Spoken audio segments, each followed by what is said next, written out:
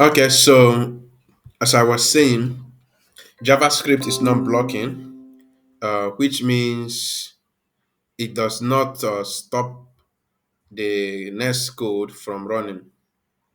And then when the code is the next line is running, the if it depends on the previous line, you might have an error because the data will not be available. But then using asynchronous programming, you can control the flow of your JavaScript code execution. You can then, if if you use async and await, you can wait for the result of the database call to be available before it moves to the next line of code. So asynchronous programming is a mechanism that JavaScript uses behind the hue in the background to be able to run, not wait for the execution of a function before it calls the order. Okay, and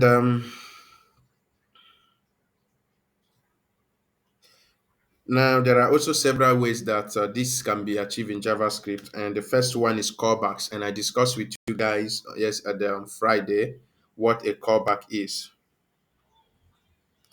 And when you look at what a callback is, the callback is basically a function that you call in another function.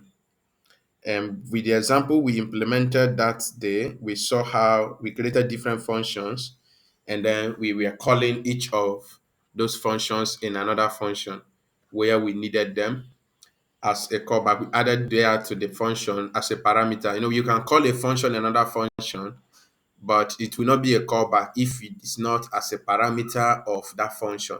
So when you have a function added to another function as a parameter in that second function, the function that you're not adding as a parameter is what is always referred as a callback. In JavaScript, uses this callback a lot, and this allows for a non-blocking execution flow as the program can continue to execute other code while the callback function is being executed in the background. That callback function will be executed in the background, and while that is happening, the JavaScript can go on and then execute the other codes that are supposed to be executed. And then the second mechanism it uses is promises. And then we also saw an example of promise where we created a promise, and using that promise we were able to implement an asynchronous programming in JavaScript. And on the three stages a promise can be, yeah, we see that we had the one called pending, fulfilled, and rejected. And then that day, last week, yes, I gave some attention in explaining that of fulfilled and rejected. Now, the fulfilled, we usually refer it to the resolved callback or the function that we call when the code have been executed successfully, and then we use the rejected for when we have an error in the execution of the callback. Now, promises allows for a more structured and readable way of handling asynchronous programming when you compare it to the callback. It's more readable and more friendly to write promises based asynchronous programming rather than using callback. And especially, it can help you to avoid what we usually refer to as the callback hell. Yeah, and then you can, but the promises itself introduces some level of complexity also, which also resulted to the introduction of async await keyword in JavaScript. I think that was back then in 2015 or so. And the async await is more recent addition to JavaScript. It also allows developers now to write asynchronous code that looks and behaves like synchronous. Now, the code you are writing looks like the normal JavaScript code you write that executes from top to bottom or up and down, in sequential order, line by line. It now looks in that format, but you are actually doing asynchronous programming in that order using the async and await. It becomes very easy and clean. In fact, nowadays, personally, I do most of my synchronous programming using async and await because it's very clean and the code usually used to be more concise than when you use the promises based asynchronous programming. And it's more recent and more heavily adopted by the tech community working with JavaScript. Then another way that this can is also done in JavaScript, that is asynchronous programming, is through the event loop. And then the event loop, firstly, JavaScript is single threaded. What it mean by single threaded is that when a JavaScript code is running, it's running like in a single machine. It's not like it doesn't have like child, you know, other machines like you can attach to it, or thread as we may call it in programming. It doesn't have other thread that is the program can just spin up to attend to more intensive tasks, but everything run in a single thread. But what happened behind the hood is that event loop is able to delegate, call the events, execute actions one after the other, whether this one is done. And that is why the callback is part of the built-in JavaScript mechanism. Even if it is not done, it uses that mechanism and they execute other code. The event loop can call another event or another function, as you may call it, and execute it. While that one is executing, if you just leave it to run in the background and then go and pick another one and also try to execute it. When that one is also running, if it is taking time, it picks another one. Then when the code is done, let's say the function one is done executing, the callback that is attached to it is then able to return the response of that function execution, which then can be passed to the user that called the function. So using this mechanism, asynchronous programming is done within the JavaScript, and that gives JavaScript a lot of flexibility. And also, when talking about JavaScript in Node.js, it becomes one of the powers that Node.js have using JavaScript behind the hood to be able to run complex system that requires workload, a lot of users. They can have a system that support thousands and millions of users with little resource because of the mechanism.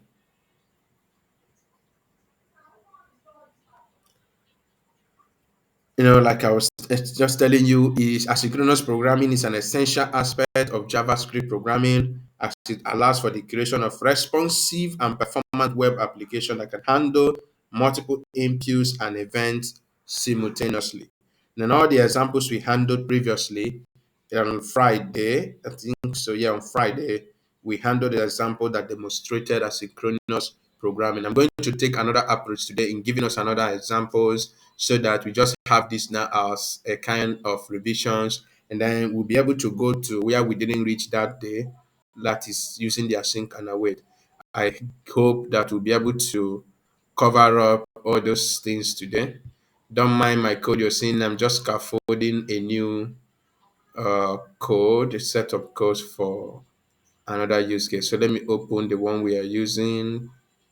Look at mentorship. Yeah, this is it. You're not showing your screen now.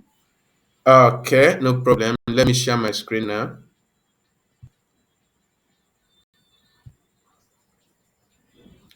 And let me also,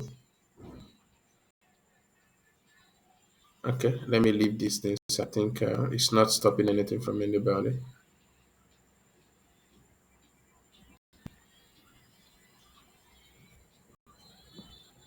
Yeah, I guess you can see my screen now.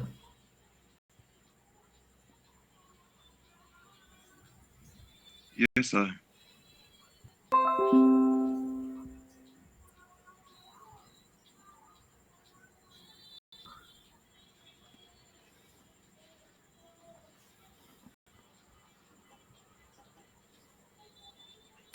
Okay, let's go to, where do we have async with something?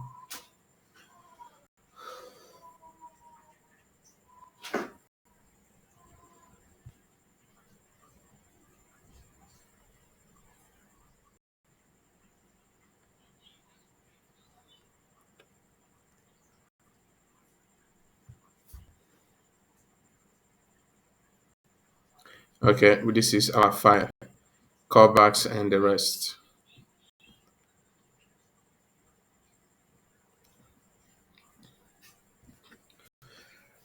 Now I'm going to, I hope you guys can see my screen.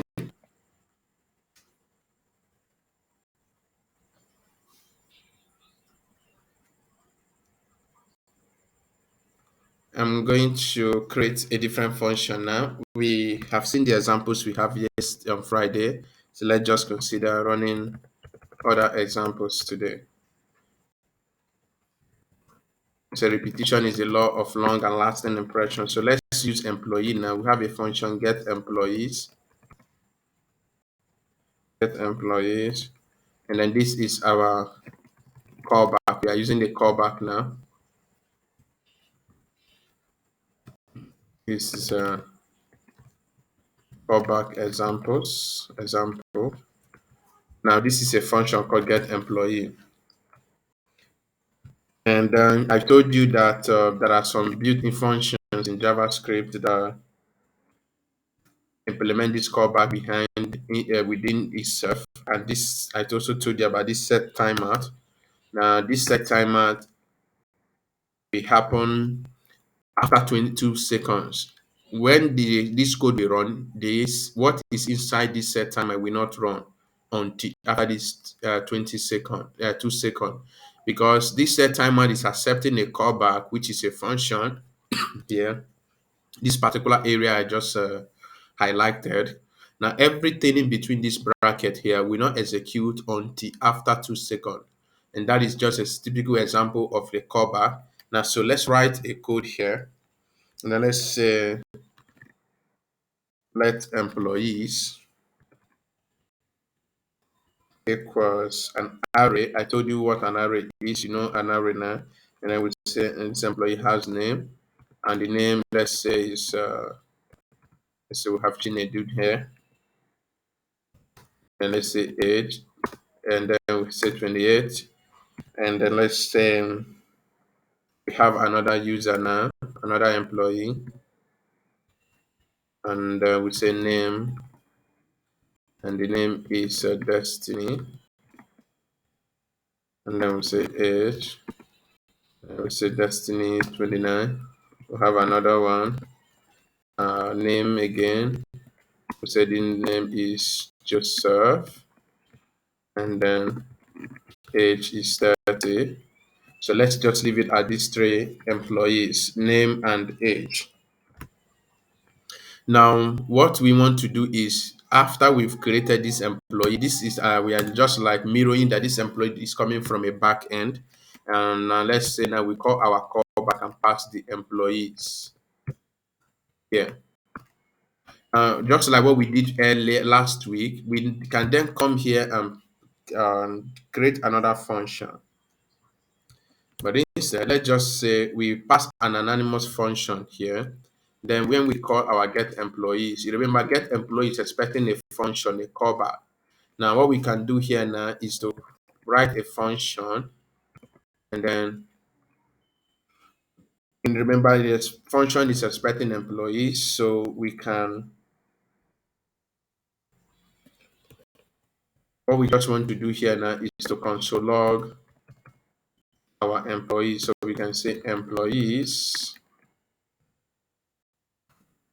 then we log the employees. And if you look at get employees here, it's expecting a parameter, which is a function, a callback function. Now, after all we have done in the code, we call our callback, which is now going to, in our callback function, what we are just doing inside the callback function is to log employee. This is just exactly like what we did last week, where we created a function to display the result of the mathematical calculation which we did. And then yeah, that is here. When we call the submit function gets the values of the two inputs, then call the add function, which accepts three parameters.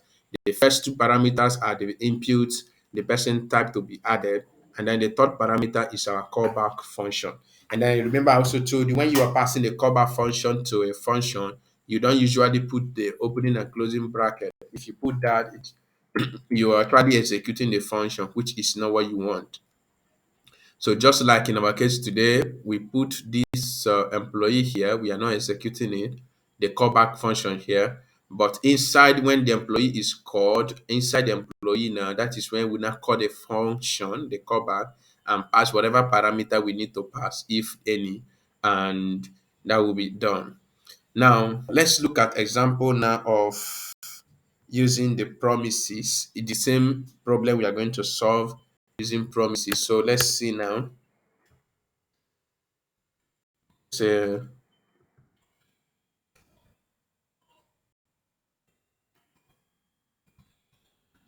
promise. So let's also now get a function and say get employee, get employee promise. Then we also, since it's a promise, we don't need a callback. We now need to return a promise. This function will then return a promise. So we can then say return new promise. Now, this new promise is what is going to have a callback. So this also, you can see that it's also working with the callback principle because this promise is accepting a callback and the callback is accepting have two values, resolve and reject, resolve and reject. Okay. So we proceed with our arrow function. Now let's say we are also like calling the database, the API. So let's just say timeout and assume that this will take 2 seconds. So we also put 22,000 here, which is 2,000 milliseconds. And what we are doing, let's just pick this again. And then we bring it here. Now, instead of this callback, remember we don't have a callback parameter, but what we are having now is a resolve. So we can then resolve employees. So at this stage, we just return this result is going to return employee. But if we want to do a reject here, we can equally, let's say, check for if employee dot length, that is if there is anything in employee, or let's say if not employee dot length, then we can say reject. Then we pass an error message here, let's say employee employee list can't or is empty. Okay, but if there is no, if not, we can then say resolve. So in order for this to work well, we just need to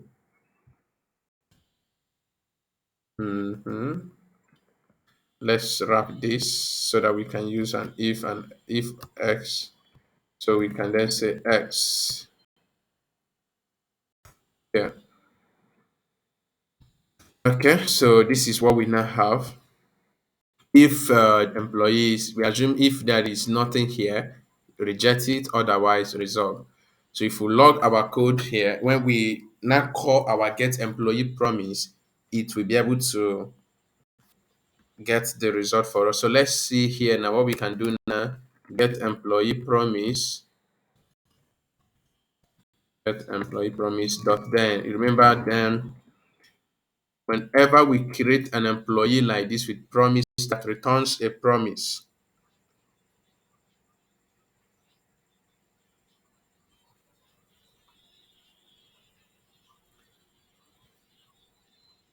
we can then access the promise, the function with dot then. So let's call the function here. You see dot then, we are now having then, and then we also have a callback here. So callback is everywhere, whether we like it or not. So we cannot say employees, and then we can then log just console log employees. So we can say employees at promise. So we put employees. Remember, with a promise base, you can also have your catch that handles your error on rejected. So what we can do here now, we can say error. Then we can also say, can also log our error. Console.log promise error. Then we can put our error here. So we've been able to implement our promise function and call the promise. And note, in order for a promise function to execute properly, you need to call the dot then, and then have a callback which will get the value that will be returned from the promise resolve call, the call of the resolve function, and then you can do whatever you want to do with it inside this inner function here now. Or you can also do a catch to capture the error that will be returned from the promise in case there is an error.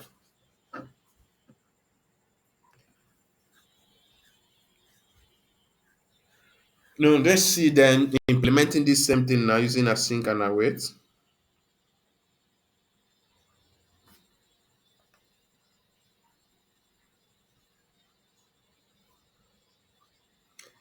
So let's go to this end here.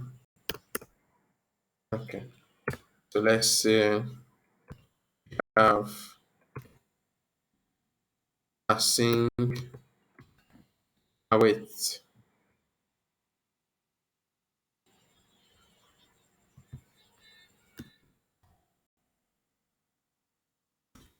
let's get our function get employee async await. Now, in order to use the async and await, the function must start with an async. So that is one of the difference. You start this function now with an async, and then every other thing in the function definition is the same. Now, inside this async and await, you can then create a promise. This a promise is like, let's say, for example, accessing data from a database is usually an asynchronous operation. So let's assume now this what we are creating now is a database call to fetch data, or it's a call to a backend in your front end JavaScript to fetch the data from the backend API. And when you do that call, it's a promise operation, and you can then use async and await for that to happen. So instead of we can say here await new promise. We are creating a new promise just like we created before, but we are not calling an await in front of it. We can assign this promise to a variable and then await the variable. Or we can equally say return. Now this function we want to return something. We can return async and await. Return async and await is also going to return a promise. This will return a promise. Like you see, I place my cursor here, you see a promise of any. It's returning a promise. Just like when you put here also, you see a promise of any. But this is equivalent to returning a promise inside here. But in this case, we are awaiting the promise we are returning in this place. So let's continue with our promise. Now let's to a promise like this. Now we put a callback for resolve and reject, resolve, reject. Then we do all the things we did in the other place. So what I think we just copied from this set timeout, we just want to repeat the same thing. Everything is same. It's just the approach to implement the asynchronous operation that is different for us. Now we've implemented everything the way we have it before. So what we can then do here, let's say now we call our function. We can say console.log now. Let's say async awaits employees. So you can then call employee async await. This is a function.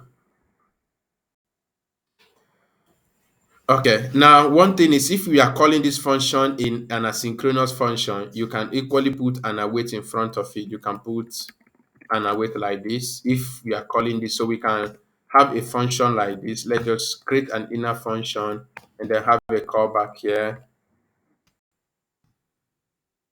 let's just create a function like that. We can make this an async function.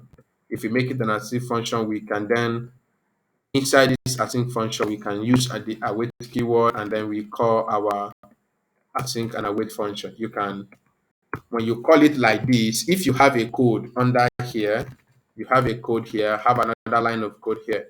Until this line is finished executing, the JavaScript will not move to this line. Because what you mean is that this function is asynchronous, fine, but this particular code, I want it to finish executing. That is what this await means. Hey, JavaScript, wait for this line to finish before you proceed to the next line. And that is possibly because you need the result of this that function to make a decision in this level of your code. Just like what we are doing here, if employees it has length, it should run this code, otherwise run this code. So let's say that if this is a promise call, you need to do an await here so that the data should be available before you can then begin to check if it has data. Because if you don't do that, the result of this code will not be what you are expecting. Okay, so this is it. And so let's say instead of this, let me pick this whole of this now, and let's have it here. So I will just pick this up now and say const equals this. Yes, then we can console.log here now, and then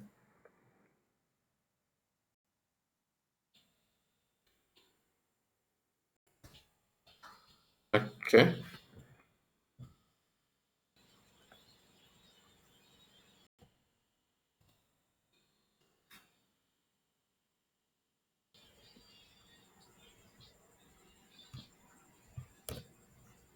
So what we can then put here is our emp employee. So this function we finish executing so that we'll get our emp data before this console.log will execute. But if we don't put this await here, it's possible that the JavaScript will get to this line before this data will be available. And that will now make our M to be undefined or to have a value that is unexpected. But when we now put our await here, calling this promise function, this asynchronous function, it's going to make sure that the data from this function is available first before it gets to this very line of code. So let's run our code and test our result in our console.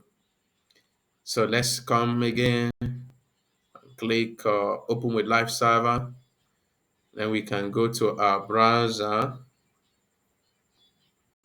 You say, okay, still starting live server. Let's just wait for some couple of seconds.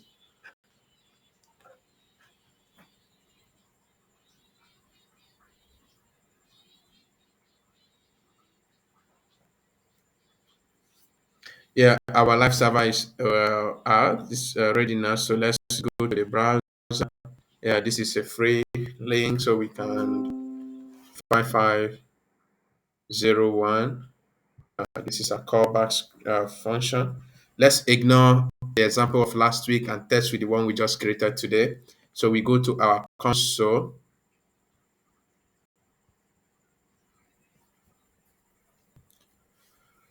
Okay, now let's look at, let me increase this.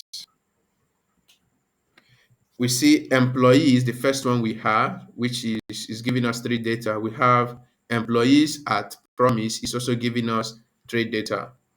Trade item, they are the same, which we have. Now the last one is not executed. What's the error here? We say cannot, no, this is not the error from our code. So let's go back again to our code. Oh, this function which I created, I need to execute it. You need to pass in this open and close bracket to it. All right, now we have the async and wait employees. So you see here, when you look at it, we have our trade data too available, the first person, the second person, the third person. We have been able to implement asynchronous programming using the three popular uh, approach which you can use in your programming. The event loop, you don't have to implement those style. It's just basically what JavaScript does behind the scene. But you can use a callback, you can use a promise base, then you can use async and await, which is still a promise based asynchronous programming in JavaScript. Let's if we go to our code, let's see if and remove await here. There is a high possibility that our log in the third place will no longer be as expected. Okay, let's see. Now you see the console is not even the third one is not even there now. Yeah, this is it at the top here. So let's look at the result. So you see, this is not what you are expecting. The result of this function, what we log now, is telling you promise pending. The stage of the no, you remember I told you we have three stages in the promise, which is pending, fulfilled, and rejected. Now the initial stage when this log is happened is pending, and then as it proceed, you see a new state, a promise state, which is now fulfilled. When after the fulfilled, you now see the promise result, which is the three data you are expecting, and I see where you are now seeing the data.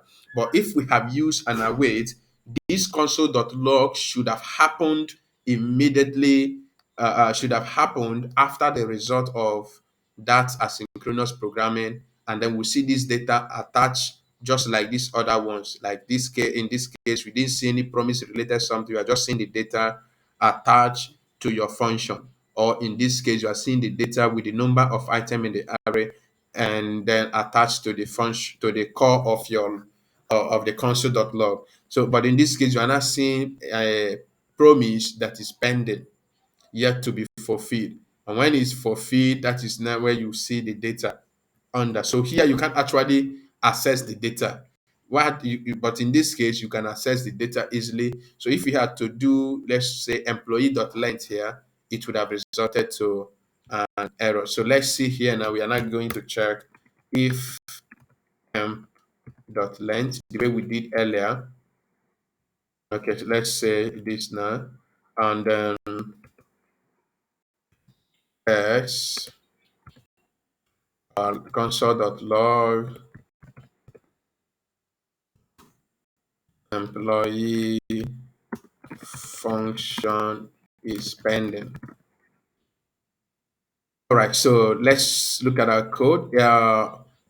Undermine our brackets. This is still a valid if else statement. Java, you see it still knows that this code is for the if, while this other one is for the else block.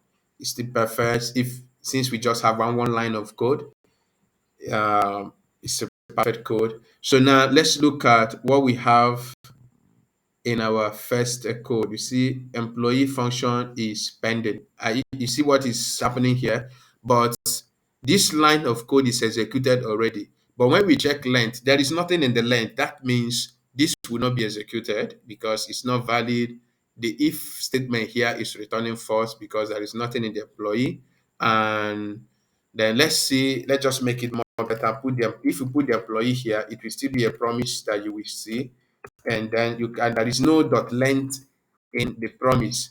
So the data you're expecting there will not be valid. What you get is will not be valid. See, employee function is pending, and then you see the promise attached to it.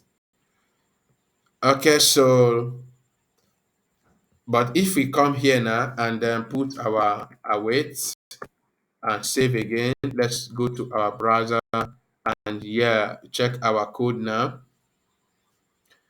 You see, immediately our code is executing. We are seeing the employees at await. We see the trade just like the other cases. We see the data is available. And when you open, you will see the data just like in the other cases. So this is basically what we needed to look into today. The three ways you can implement asynchronous programming in JavaScript. And I've just told you that asynchronous programming is very important in the sense that you'll be able to control the flow of your applications, block the execution of your code where you want to get the data that is important for the next stage of your data processing or whatever you're doing, or you just allow the flow of your code sequentially. Using async and await is a very modern and clean way of implementing your promises. and that is a very perfect thing. So let's look at our code again. If you look at the way we do it, this async and await, we don't need to do this dot then the way we needed to do with the other promise based which we implemented. So what is very peculiar with this is once to create your async and await promise-based code, you start the function with an async. Then inside the function, you can await for whatever you needed to await for, or you can just return an await of the promise you want to return. Once you return an await of the promise, this function is going to make sure that this promise execute first, which is exactly what you would have done in your dot then. Okay, in your dot then, but this await inside here of this promise is doing that dot then for us already in this function, such that it's really doing that to get our data here. And then in anywhere you are calling this function, you can also await for it to make sure that the dot then, which you would have done in the other synchronous programming in this, like here, you could have, you can just use an await. You can just look at, in this case, you could have just put an await here. If you're using a sync and await, you could have just put an await here, and then you don't need to write all this other dot then dot catch in front of it. You can just put an await. Let's say you create a const employee, then you say equals this. You can say something like this equals this. Let's say we just say const PMP equals await. If this is an asynchronous function, then you can do whatever you want to do with this particular data which you have created. But if it is the promise based without async and await, you need to do dot then get the result of the result function, which is called here. Otherwise, you can also do dot catch, which is going to handle the error for you, especially in the case of a rejection. So I don't know at this point if you have any question.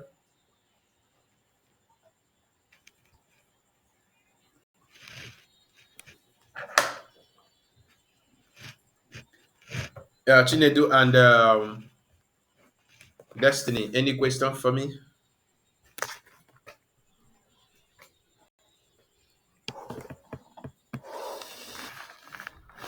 No question, sir. Okay, so Chinedu, how far have you gone with your JIT work?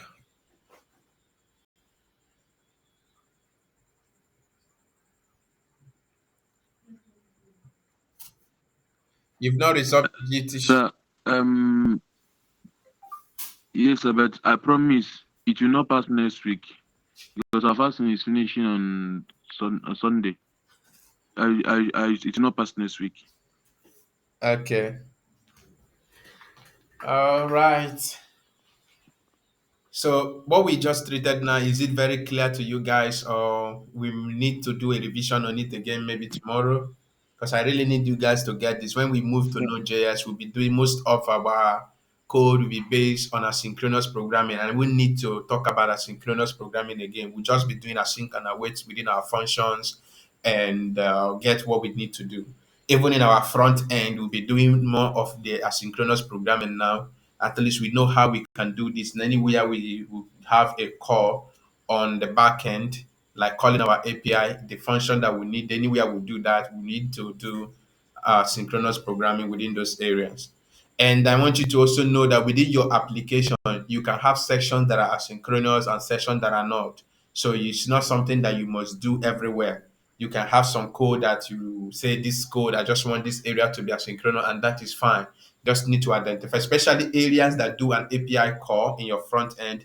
You can use asynchronous programming so that you can do like async and await and have a clean code instead of having promise based where you do dot then dot then dot then dot then, or you use several callbacks. So you can use the async and await to have a more clean code, which is more readable and understandable to even a third party. And also in the back end, anywhere we do a database call, mostly is very suitable for an async await code, or where you do some heavy data processing, like even fetching data or reading or writing data to a file. These asynchronous processes are better done with async and await. It will avoid you from having several callbacks or dot then promise oriented code, or even make it helps you to make your code clean and more concise.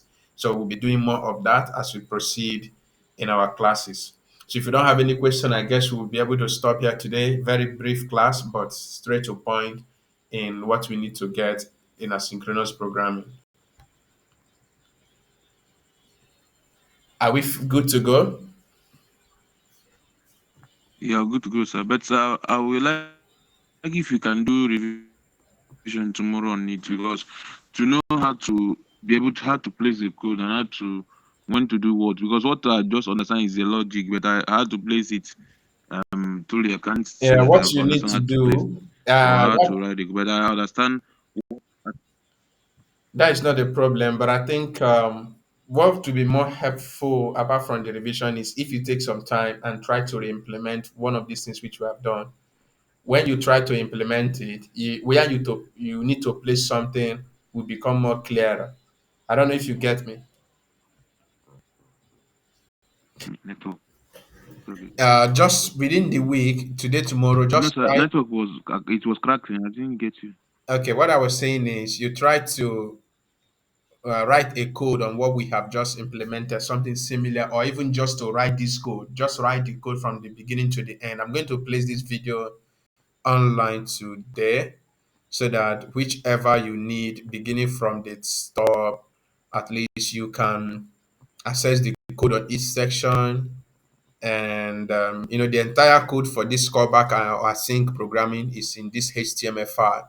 So as I scroll from the up to the bottom, you actually will be able to access each of the section of the code. Like this is the session for our submit function, and then this is where we started doing my promise based creating promise yesterday, and then we did the dot then, which you were seeing here.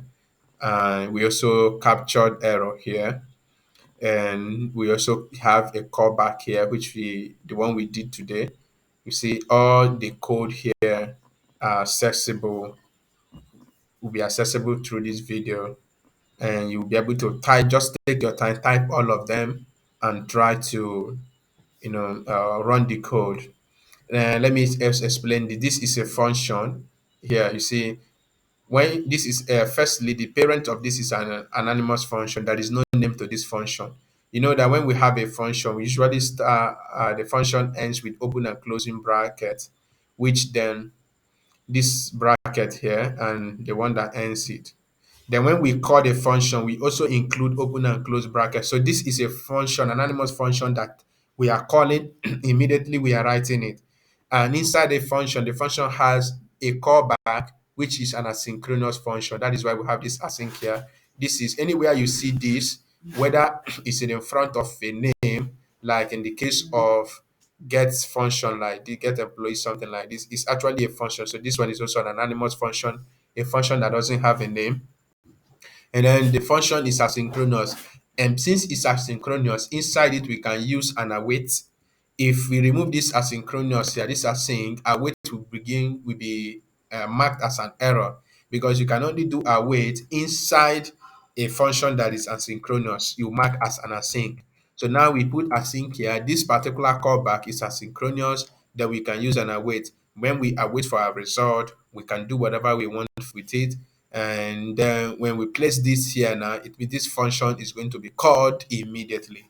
So this is some of the way we can, when we need to process a data immediately in a file, we don't need to call the function. Instead of creating the function and calling it under, you can just create an anonymous function like this and then passing this. And sometimes it's a very useful scenario. Like in this case, I didn't want to create another function with a name, which will call somewhere in our file before we can call this. I just created this anonymous function. So if you have your time tomorrow, just take some time and write the code we have here so that you can test it. If you have an error, you look at it closely. It might be that you just mistype something, or you send me a question. You chat me up with a question about the error, and then if I have the time, I will respond to you immediately. So you guys have a nice day till we meet again tomorrow. Thank you, sir. Okay, so good night.